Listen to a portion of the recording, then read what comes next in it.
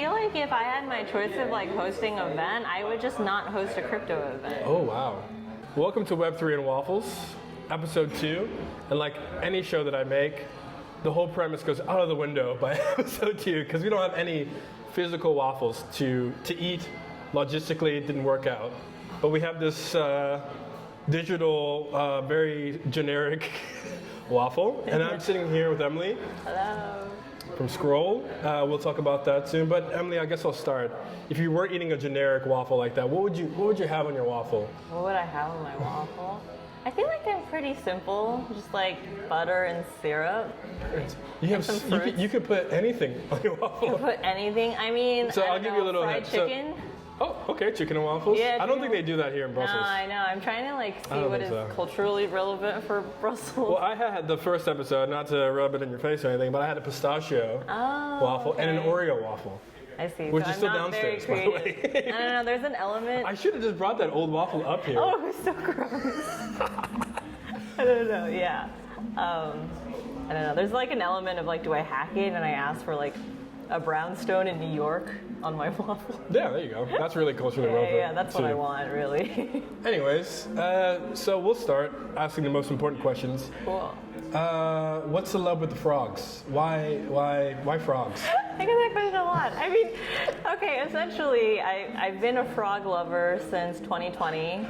Okay, you have that on your in your head when that actually started to love. Yes, I don't know, because I think some people thought for me it was like what do you call it, like an engagement stunt, which is not true. Like I'm legitimately into frogs.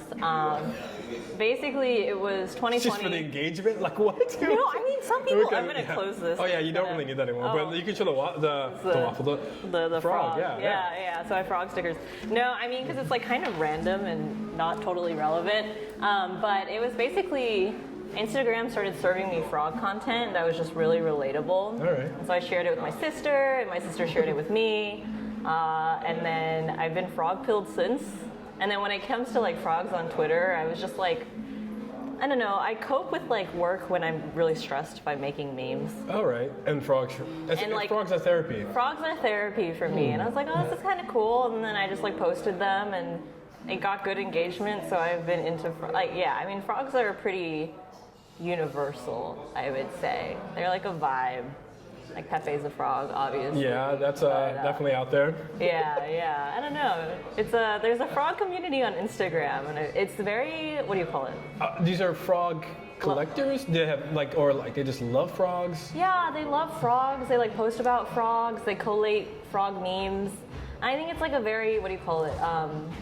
Loving, low toxicity community. Okay. I feel like we need those kinds of vibes. Yeah, more frogs in Web3 because the toxicity level is so high. Something high. All right. Yeah. Well, some often more relevant questions. So you just joined Scroll. Yes. Congrats on that. It's been like a little under 2 weeks, maybe. Oh wow, yeah. So fresh. Very, very fresher fresh. than the waffle downstairs, which has been there for a couple days.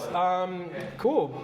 So when a lot of people want to get into DevRel, right? And then once they get into it, then it seems like I would say they move around a lot. But you were at Consensus for some time. 2.5 years. That's like 10 years. That's true. So, That's true. Congrats on that. So I'm curious, like people getting into DevRel, once you get into a new position though, what's your 2 weeks like, Emily? What are you like? Oh, you're doing this wrong, you're doing that wrong, or like what? Or do you like, oh, this is great. Like, what is the strategy? Yeah. I mean, I think very commonly, just onboarding into any job, you have like the 30, 60, 90 day plan. Did you have to make a report to do that? No, I mean like presentation. My boss, I guess, I report to Raza. Oof. Scary. We'll keep you in your prayers. Yeah. If I'm not at Scroll in a few weeks, this interview needs to go out. Just gonna edit this out. Raza was a horrible man. I'm just kidding. No. I mean, he's like pretty chill. I feel like we work really well together. So I don't need to do any sort of specific presentations. But I mean, typically, I think you would discuss your 30, 60, 90 with your manager. If you're working like with true professionals, that would be a thing. Yeah, basically. I mean, I can find him in person probably at ETHCC and like juggle these things down, but I don't know. There's a level of, I don't know if this is true with like every DevRel org, but like at least in my professional experience of 2.5 years at one company, it's been pretty like freebird, and I can just kind of do whatever I want. So when it comes to like a lot of structure, there just isn't that. But to circle back to what you said, like first 2 weeks, honestly, like first 30 days, really just like onboarding, like getting to know, at least like for me, what's really helpful is I feel like DevRel is such like a cross-functional role. Sure, yeah, of course. There is an element of like onboarding in terms of just like understanding what everyone, like who everyone is. Okay, like who the right people are to go to. Like I think there's no org chart that you can just go to and like click on the names. Absolutely not. No, I mean, okay, there probably is, but like onboarding is like figuring out what like like is your company using Asana or are they using Notion? Like, there's a little bit of that, but I would say at least for the way I work, I like to know kind of get a bird's eye view of everything that's happening, right? So I think definitely like engineering roadmap is something that's really important, right? But then when we also think about like marketing and GTM strategy, what are they doing on maybe like the user side or other things, like just getting a mental map of everything going on and understanding how you plug into kind of the bigger, like I guess, scroll machine. Where does that look? And that takes time. I will say, like at least for my role currently, there's already a lot of momentum.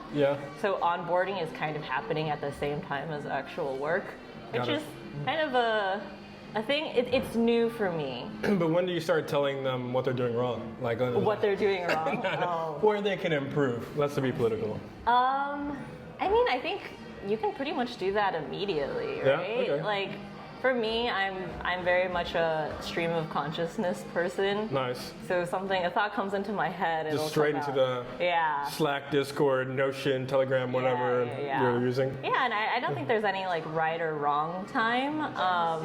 I think the types of feedback you give will obviously change on your maturity, right? Like I remember when I was at Truffle, there was like me just onboarding onto Truffle was like a very difficult experience. Like what kind of feedback can I give at that? And then I think later down the line, as you are RIP, right? Truffle's dead now.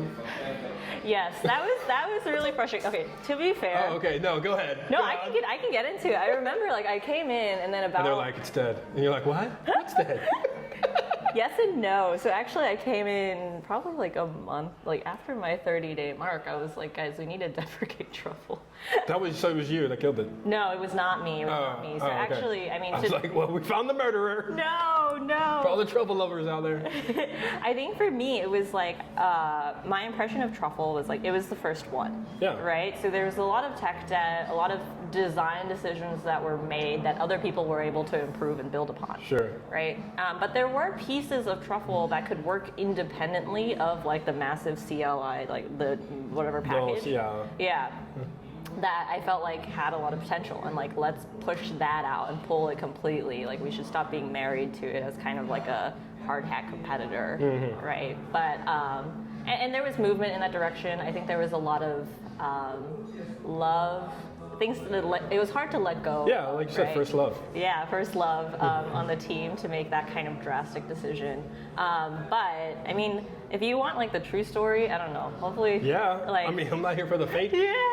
I mean, it was basically we got into the bear, and when it comes to like business decisions and figuring out like revenue generating projects, like Truffle was an open source public good. Okay. I think with any... Is there anyone like maintaining it now? Like no, so it was completely deprecated, or it was sunset. So they actually like basically, I guess the story goes is they cut the team in half and then tried and like distributed them or whatever, and then tried to figure out like, okay, there is still something here. How do we like either incorporate it into the rest of the consensus stack or like help it stand on its own, make it monetizable? My gut reaction was just like, you can't do that kind of transformation. Yeah, well, monetizing it would be really, I think we'd be worse than killing it. Yeah, absolutely. By the way, you need to pay for that. But to be fair, I mean, there was like so much validation because the decisions they were making was everything I suggested after my 30-day mark.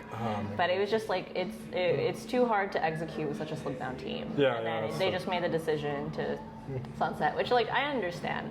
And like I think there's a lot of things that other projects have taken, like the parts of Truffle that I really like and have taken forward. So like, oh man, I can't remember the names. I feel so bad, but there's actually like a few. I actually don't know if I'm allowed to say that, but I don't know what is okay and not okay to say, because it's like calling out specific individuals. But what I will say is like the parts of Truffle that I do really like. There are like up and coming projects that have already gained some traction or funding. Oh, okay. I mean, if that's nice to say though, you can say their names, right? Yeah. So I like there's like Build Bear. And then there's another one. So like specifically what I'm calling out are like a few things. Or like if you guys know Sentio at all. No. They hosted Dev Summit actually. Oh, okay. And part of their project is like based on Truffle's repo. So a few of the things that I always like to shill was, if you guys, I don't know how many people are familiar with like, so Truffle did transaction insights. And so basically when it comes to like decoding bytecode, Truffle was able to get it down to like the types. Oh, nice. And like very granular, Yeah. As far as I understand, nobody else at the time could get. So that was actually leveraged like under the hood in a lot of places, right? What that allowed for was like, my favorite part of Truffle was local debugging. So there was a VS Code extension. Yeah, I remember. Debug solid, and like that was the thing I was like, we need to pull out. And so they made it compatible with Hardhat. Okay. Which is really cool. And then the other thing that I really liked was just like simple deployments through like MetaMask wallet instead of private key shit. Which is like so funny because when Truffle got deprecated and I had to start doing demos in Hardhat, like the very first demo I ever did in Hardhat, I accidentally showed my private key. Oh my god. And it was like so bad. But actually, happens to the best of us. Yeah, no. I was really lucky because it was like a super small private workshop and everything was really nice. But yeah, actually. You know, I did a demo once. Not a demo, a YouTube video. Yeah. That video has like 10 views. Yeah. How does the, I don't know, I didn't even think about showing my private key or whatever. Yeah. And then it was literally like, they put a drainer on the Polygon testnet. So I couldn't even get Polygon test tokens. And I was like, who does that? I really don't know. People are out there just like, whatever it's at. I guess the point is always have a separate dev wallet. Yeah, it was a dev wallet, but then I was like doing another demo, and then someone's like sending me these test tokens in the demo, and I was like, I'm not getting them, not getting them, and they're like looking at the Explorer, and they're like, yeah, it's instantly getting drained. Oh my god, that's rough, man. I'm sorry. Yeah, I mean, I'm still recovering from it, obviously.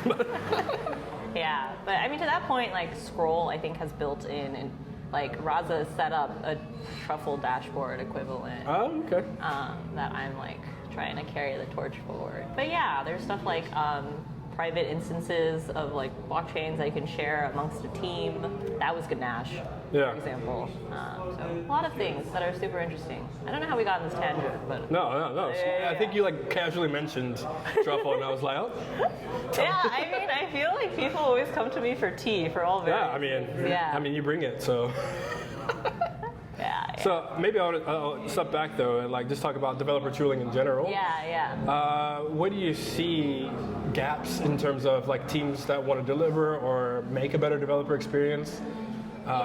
What would be the opportunities you think? Do you mean, sorry, let me rephrase, like teams that want to deliver their own code or teams building dev tools? Well, I guess teams building dev tools, right? Yeah. I mean, so like dev tools is a very wide kind of thing because you could say like oracles are dev tools to an extent. But if you're talking about like specifically like the smart contract deployment and testing lifecycle, I mean, the first piece is like I feel like front end testing is still really not great. There yet. Like the whole integration flow. I mean, like honestly, I feel like front end testing in just like regular Web2 development is also kind of in the drain. But there's tons of stuff now. There's tons of stuff, but I feel like Playwright. Yeah, but it's not. Okay, there's no perfect tool. No. Maybe, but I mean, there's that. Like I said, the deployment problem I think is still an issue with the private keys. I know like Foundry has the key store now. Yeah, there's some things like that. Yeah. And then there's like Patrick Collins like encrypt all your keys to be more encrypted. Yeah. So, I mean, that's just a confusing experience. Like I said, debugging, like, oh my god. Is there like a good debugging experience so far? Like, I can't even think, right? Like, it's just these like very basic, like, because I used to be like a full-time engineer, right? And so like I lived in the debugger. Yeah.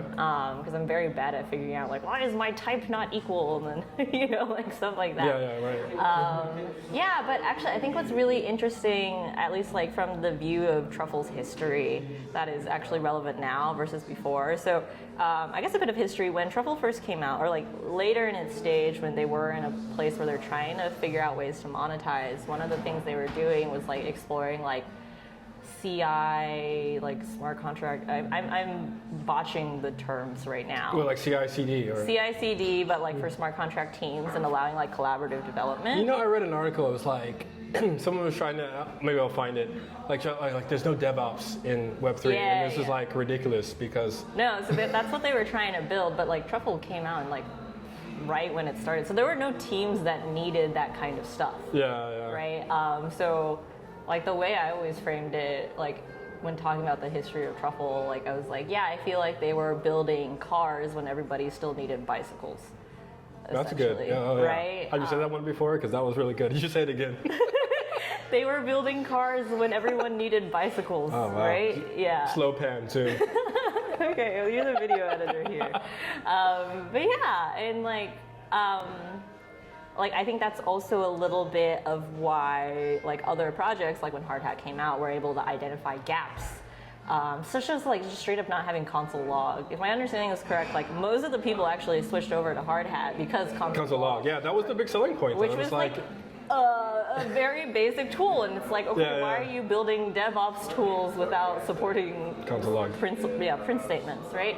But I think we've come back to that cycle now of like, I think crypto is in a pretty mature space. People are looking for Web3 DevOps, and that's like when I'm saying like external teams have like built on what Truffle has had, because that need has now arrived. Okay. And like are taking that and expanding it and like dedicating actual resources to it. I mean, but the growing meme, this event, and it's been like, I guess, so ETHCC last year was my first crypto event. And I feel like, and I've been to many now in this year time, and the whole meme has still been, oh, there's no apps, the application layer is untouched. So like, absolutely. Do you think it's because the dev tools aren't there to build some serious apps?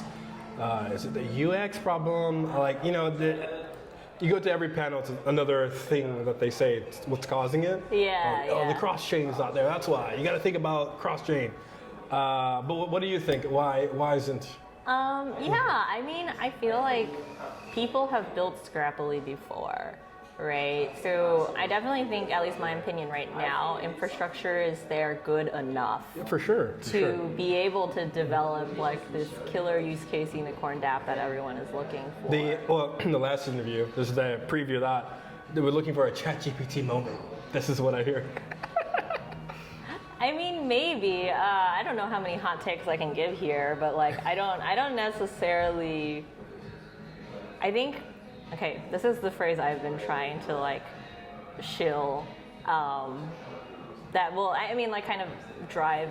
I feel like conversations in a different direction. To me, like, I'm not looking for mass adoption. Okay. Like, I think that's great and everything. Just a party of one.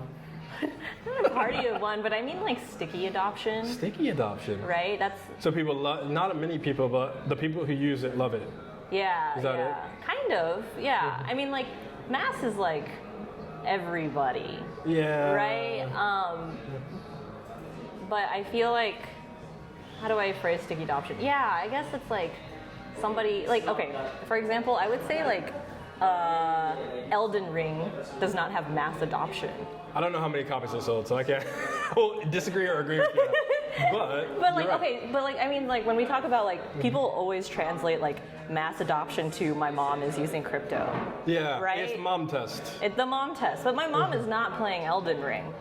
Right? I mean, maybe your mom's not. My mom's not. Okay. Just like generically, like. Just to be clear.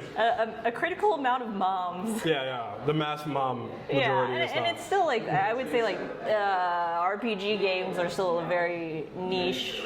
I wouldn't say, like, they're niche, kind of, right? Yeah, like, they're more mainstream, but it's not like, oh my god, we have 1 billion users playing Elden Ring, right? That's, if we're applying all those like same things, not that I'm saying the entire industry of crypto should be as small as Elden Ring. But again, I don't know how many copies are sold, so maybe this is what we're going for. Maybe. Like, but we're gonna find out 7 billion copies of Elden Ring. I don't know where I'm trying to go with this. I like it. I'm just trying to retire the word mass adoption. Like I have too I many like sticky adoption though, but I think it's like this, right? To go along with this pop culture reference. Yeah. So like Marvel comics. Yeah. They're very sticky for that audience, right? Like Yeah. people love the comics. If you're a comic book fan, Yeah. you love that. And then obviously 10 years ago? I don't know how long now. The first Marvel movies come out. Yeah. And now that's mass adoption. So maybe we're looking for like comic book level adoption, and then we'll get someone to make the Marvel movie of crypto. I guess technically, would you say crypto adoption right now is a little comic booky? Maybe that's where we're at. We're probably there, yeah. Maybe we are comic book. there. Oh, okay. I don't know. I bet the comic book conventions were better than the crypto. I mean, people dress up for those. No one's dressing up for this. Yeah, I know. Oh, I was talking to this other guy where he's like, I got invited to an event, but they said it was black tie and I needed to wear a suit. Wow. Okay. Yeah, and I was like, what? And I was like, okay, so did you go? And he's like, yeah. I was like, did you bring a suit? He's like, absolutely not. I was like, did anyone wear a suit? He's like, no. Yeah, people are really trying with these like themed parties. No, the host did, but like that's about it. Yeah, the host did. Yeah, I don't know what to say. Like I feel like crypto or blockchain is like, it's incredibly niche, right? To me, everything in life is a trade-off. Okay. Right? And so like... What are we trading off in crypto? Right? I mean, like, at the end of the day, like, it's always like security, speed, performance, etc. Okay. Like, onboarding. Like, why would I do, like, like a work stream on, like, blockchain, like, is it inherently better off-chain? And, like, why are you making the decision to put it on-chain? Yeah, yeah. And I think that is, like, not a really... I don't see many people who ask that question. They just do it on chain to do it. They just do it on chain to do it on chain. I mean, I would definitely say it is less common now than when I first entered. Oh, for sure, yeah. So it's definitely been a steady improvement over time, which makes me like very optimistic about it. I mean, like, to answer the question of like, oh, like killer dApps, mass adoption and things like that, like, I can't say that I have any valid opinion on it, because I'm like, I can't think of if I had an idea for like some dApp that would reach 1 million users, I would not be working in my current job. Oh, okay. You know what I mean? Like, I would be building that. So like, until I have that like light bulb moment, it's not quite there. I think one of the things that like people talk about a lot is like UX as part of the blocker. I would say also like the thing that I say about UX problem is actually very interesting, because I think we've come into like a bit of a split divide in terms of audience, right? So at least this is like my very personal experience, right? So when it comes to like NFT ticketing platforms, right? Yeah. I think hot. Those are so hot. Obviously, they took off like we thought they were. Buy Ticketmaster, killed them. True. No, I did read somewhere that some like European, like huge European ticket retailer bought like an NFT ticketing company, and it's okay, but then they like buried them. They're like, no, thank you. No, I don't think so. I mean, like Crocs is doing NFTs. Okay, for the Crocs themselves, or what? Yeah, for the Crocs themselves. Do they call them NFTs, or they're just kind of like, because Reddit is like the biggest user of NFTs, but they're not like, here's your Reddit NFT. They're just like, here's your thing. I'm actually not sure. I also don't know if that's public information either. So oh my god! these are like... Don't cancel my show already. This is only episode 2. No, it's fine. I don't work at the company anymore. But where was I? What was I saying? Oh yeah. So the problem I was running into, right, is like I think they were really trying to be at the forefront of like adopting the new UX kind of smooth brain technologies like social login and things like that. Yeah. But what that ended up doing for me was very frustrating, because it created a wallet for me when all I wanted to do was use my self-custodial wallet. Yeah, okay. Right? And there was not an easy way to like do the transfer between the two, like have both options, XYZ, and you come into this weird like you can't meet in the middle of like satisfying who your power users are, which is gonna be like the people who own self-custodial wallets that want everything in their like in their own like with their own stuff, right? Versus like trying to adopt the mass users who aren't necessarily concerned about like safeguarding their keys and like being part of that like super. Oh yeah, this is live. This is real life. Yeah, those are people running away from. Yeah, they're like, oh my god, yeah. No. So there was just people that got their amazing light bulb idea, and they're gonna build next billion. going to build. But then there's like the other side of like, okay, well, if we want these kind of experiences that completely abstract away the wallet experience, then it's very painful for a pro user. A pro user, right? And then for like a new user, they're not necessarily seeing. I don't know how to solve that problem either. I remember, I think it was Vitalik or some podcast host, and it was like, if you're like a pro user, you're going to end up with like 1,000 wallets when you use all these apps to abstract that whole thing around. And like, then what does that mean? Like, why do I have all these wallets collecting things, and do I need to track them? It's tough. So there's that. But I will say, I think like because of the ever-growing presence of memes and shade thrown at infrastructure and not building enough on apps, I think that's been a pretty good like negative reinforcement of forcing people to think outside of just. Yeah, but I don't know if they're doing that yet. I think it's just people making the memes. It's like, Okay, but what I say is actually really cool. I mean, not that I heard through the grapevine, and I need to like actually go research this. There's a Web3 game coming to Nintendo Switch. Wow. Which, I don't know. Not that Elden Ring is on Nintendo Switch, but like. Yeah, I was like, are you like worried? No, I've just been thinking about playing it for a while, but I hear it's really hard, and I'm bad at. Yeah, those games that are hard I don't have time for that. I'm still playing the new-ish Zelda. The Tears of the Kingdom? Yeah. I haven't even got over 0.5% of that. I see. Yeah. It's tough. No, I mean, you're in Sweden, you said, right? I guess, are the winters really bad there? Really bad would be like an understatement. It's dark, it's black for 8 months of the year. Okay. Black. Okay. Yeah, so that's why gaming is really big in Sweden. Okay, that's what I was going to say. So we have great internet. Yeah.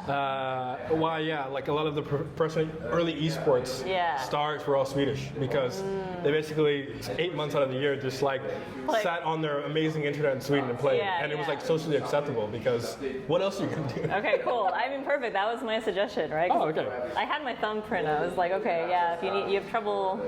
Yeah, so next winter I'll finally finish it. Cool. Well, we'll finish off. I think it was quoted 550 side events at ETHCC. So probably way too many if you ask me, but maybe not. If you had your own side event, and it wouldn't cover whatever all these 550 are, but maybe but what would that topic be? Like, what do you want people to talk about in crypto that they're not talking about now? Maybe Elden Ring, I don't know. The Elden Ring fan club. It's weird. ETHCC. I feel like if I had my choice of like hosting an event, I would just not host a crypto event. Oh wow. Right? That's meta. This is the go home event. Like you put in Lima. I'm hosting the nap room. Yeah, and then like you get accepted, you see the address, it's your house. Yeah, oh my god, that'd be so funny. That'd be actually really creepy. Yeah. If I You can do that. I can build something like that real quick. You find everyone's home address? Yeah, I mean, if you pull in the last known location of your like iPhone, or like you can pull in the location of your iPhone. I don't know why I'm hacking. But like, your iPhone knows where your house is. Okay. Or you can find that data. That's fair. And then I will just like inject it into the Luma event. Anyways, okay, well, but no, I mean, generally, honestly, I feel like the best conversations I've had in terms of like partnerships is another overused word, but like people that I've worked with and things like that have just been like not at a crypto event, if that makes sense. Like where was these conversations? On the golf course? On the golf course. There's one where it's like, people are just hanging out in the hotel lobby. All right, okay, but still at the crypto conference. Yeah, like so it would be at the crypto conference, but it wouldn't be like, come here to. So we just all descend on a location and like this serendipity take us. Yeah, I like that. Yeah, or maybe like, not that I'm fit at all, but like acro yoga event. Okay. Yeah. That will probably limit the audience pretty significantly. That's fair, but like, I don't know, there's an element of like smaller is also more intimate. Like ultimately, right, like if we're trying to, like, Web3 right now is like so built on relationships that like the best way to, I think, like find a team, like marinate ideas and all of that is to find those relationships and have conversations and be able to shit talk the state of crypto adoption without feeling like, oh, there's a camera looking at me, I can't be like too nice. Yeah, who would ever do something like that? Yeah, I don't know.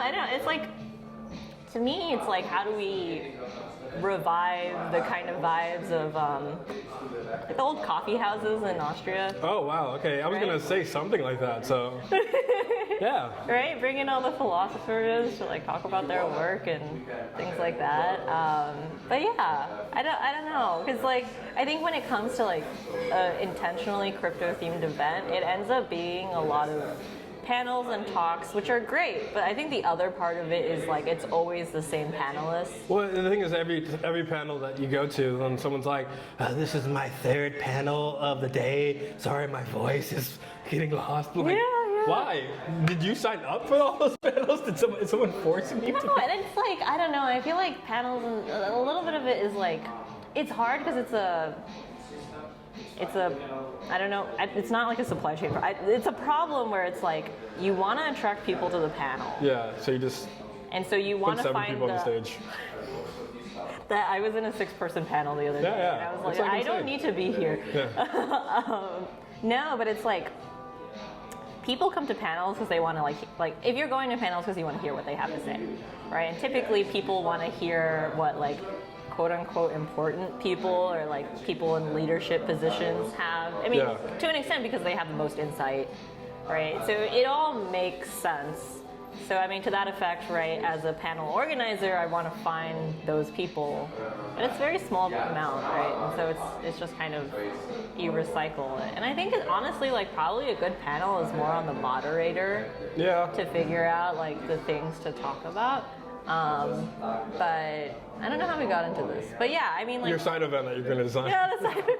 Which is like, I think it's going to be a really small panel in a coffee shop, much like in Austria.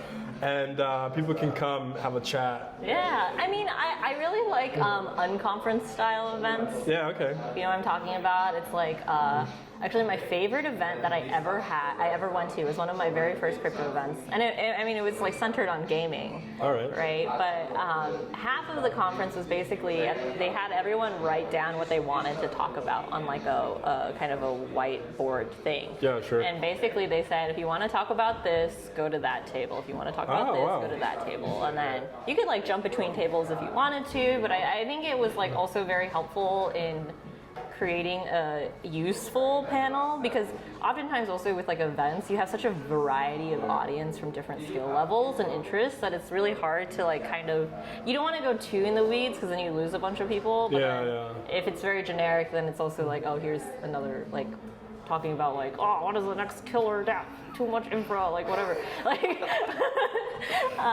that's what it's like. Yeah, and so that was something I actually really liked a lot. And I don't know, maybe something like that as well. But to be honest, like, if I'm throwing an event, it's probably more for just like someone gave me money to have fun. And my second favorite event was actually, I think it was Tally Wallet at ETH Denver. Okay. Had just like a dog petting room with a bunch of puppies. And so like people just went in and you like kind of relaxed from the hard networking bro vibes to just the puppies. Playing with dogs. And like even then it was like also that, I mean that was just like more organic conversations, right? Yeah. Like, oh no, the puppy jumped into your lap. Yeah. I want it back. Hi, what do you do? And not the awkward, I have a drink in my hand. Hi, what are you doing here? No, all right. Yeah, no, actually, this is I don't think I should have done this, but this was actually pretty fun. I was at, so was it last year? I did a workshop at DevCon. So then we had like a speakers happy hour afterwards. Okay. And I met so many people, and the first thing I said was, I don't want to know what you do, but tell me what your childhood trauma was. Oh wow, that's which is very aggressive. I don't think that I don't recommend this. I'm glad you're still in the community. At all, I know, right? But I will say I think that probably was the most fun I've had at an event, and people were pretty open, and we were just chatting, and I think it unlocked a lot of like relationships and like there's an element of like removing face blindness that real conversations get you. I mean, it's an icebreaker. I mean, I'm not sure it's the most comforting one, but it's an icebreaker. No, don't do it. Yeah. I mean, maybe you can because there's still not enough HR in crypto. Yeah. Oh, there's maybe 2 people. Yeah, that's the last person. And they're just doing the income payments. Yeah, they're just pushing the button. Sure. Yeah. No, I don't know. The Unwind event maybe is. Unwind, specific, serendipitous. Yeah. We got those points. Yeah. I mean, like, I think there's a reason like, I didn't go to Zuzalu, but my friend who went to like one of those like pop-up city things, and like why they're I think really great is because not everything is a crypto event, right? There's a lot of ways to just continuously meet and bump with people, and then eventually form that relationship and see where things go. Nice. Yeah. Well, that was episode 2 of Web3 and Waffles. I didn't talk about it. What do you want to talk about? I don't know. I feel like I only talked about Truffle, which is fine. But that's okay. Well, just say something cool about Scroll real quick. Oh, I feel embarrassed now. No, Scroll's amazing. I really like the team. I think one of the things that they execute really well and actually care about is putting money in emerging markets. Oh, okay. Which I hear from like a lot of different projects, but I don't think they actually do it. It's more of like a fluff piece than it is real. So we're real. There you go. Scroll, we're real. That's the logo. NC. Awesome.